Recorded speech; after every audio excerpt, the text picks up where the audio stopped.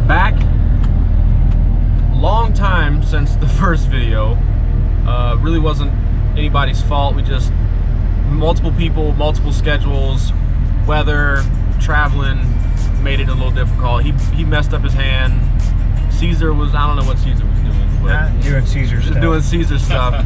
But either way. That's what he does. Yeah, exactly. We finally got back, and look what they let me do. Caesar let me behind the wheel. So we're up here in Rome at beautiful Berry College, and we're gonna do we're gonna drive around the campus and talk about the interior of the truck and talk about just the drivability of it, and just a little bit, touch on a little bit more stuff that we didn't finish talking about in the first part of the video. So let's do it. Yeah. So Jerry, with the interior of the truck, what was the most difficult part about putting the 2015 Ram interior inside the cab of this truck? I'm gonna be honest, the interior was easy. Really? Of all the stuff, was the easiest thing? Was the easiest thing. The incorporation of the floor pan and the firewall into the old body was the hardest part. Okay. So, as you can see, we have the original Dodge floor pan. Okay. We have the original Dodge firewall, which keeps the interior intact. So, we just took 2 inches out of this side, 2 inches out of that side, made the dash fit, but getting your actual metal firewall to attach to the 69 firewall is the hardest part. Right. Impressive. Yeah, and a lot of things we do is, we try to keep in the, your dash, your windshield wipers still function with the windshield wiper button, your stereo's still the same, Right. seat belts work normally, it dings at you when they're not on. Yeah. So that's things you've noticed throughout. Exactly.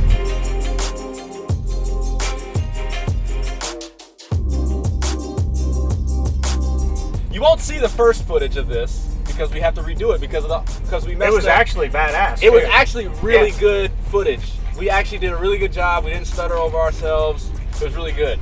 But we didn't hit record on the mic.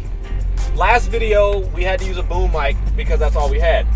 It was out of the frame, you never saw it, but it picked up really well.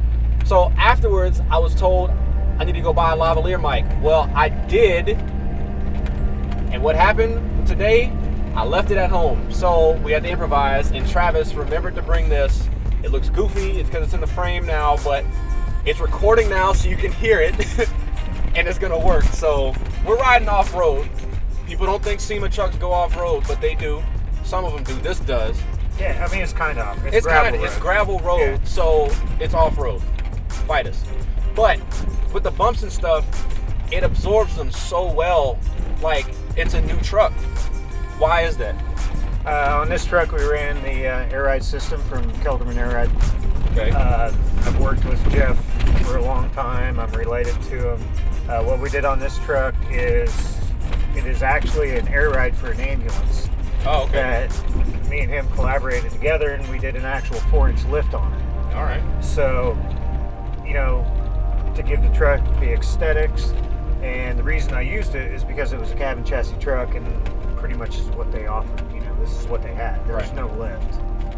Right. So we just made one. And the cool thing about this truck is that it constantly is load sensing. So it constantly detects, the bags are always running, or the sensors are always running to detect load and to adjust on the fly. So if you load the truck down with the trailer, let's say it comes right back up. And same thing when it absorbs bumps. I assume it it detects that, or is it not that quick? Well, what it does is it goes on a time ratio. So say you're running down the road at 70 miles an hour, the sensor is real active. It slows down the time ratio to where the valves operate to put air in and take air out. Okay. Slow riding like this is probably monitoring every 15 seconds or so. Got you. So, it works. I mean, it's an amazing system. It works real good, for just driving around, for hauling. Yeah. Like I said, for ambulances, what this was originally used for. So. Well, I know when we talked about it a while ago, we rode around in town with this truck, and I was just amazed because I saw this truck when it was in progress being built, right? Right. But I never got a chance to ride in it, even at SEMA. This is the first time I ever got a chance to drive it. But I rode in it when we did the part 1 video about a month ago, and I just could not believe how smooth this thing rode. You know, I mean, like for what it is. For what it is, how big of a truck this thing is. You know, we estimate this truck weighs what, about 10,000 pounds? I'm guessing, yeah. Yeah, I mean, we haven't scaled it, but I mean, it's a massive truck, and I can see myself driving this thing cross country. Oh yeah, easy. Yeah, I'd do it in a heartbeat. Yeah, I mean, you have, you know, going back toward the interior. I mean, you have everything you can need to enjoy. You know, you got brand new Ford. You know, yeah. Brand It was new. like today we were on the way here. You're like, hey Caesar, hit up the tunes.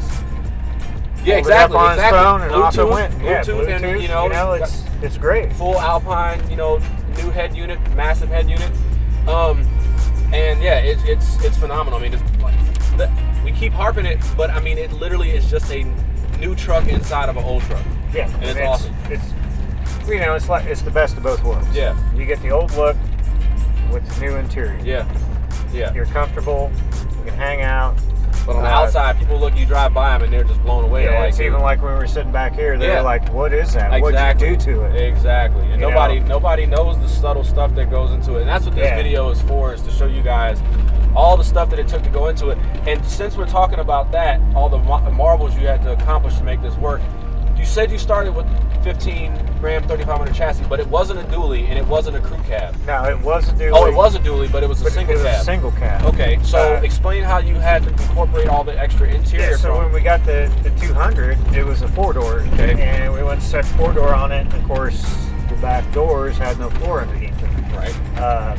What me and Dave, we had the advantage to do was to create a rear floor pan and put, the mega cab seats in it, make it a mega cab. It was idea after idea coming on top of each other. Right. And it was fun.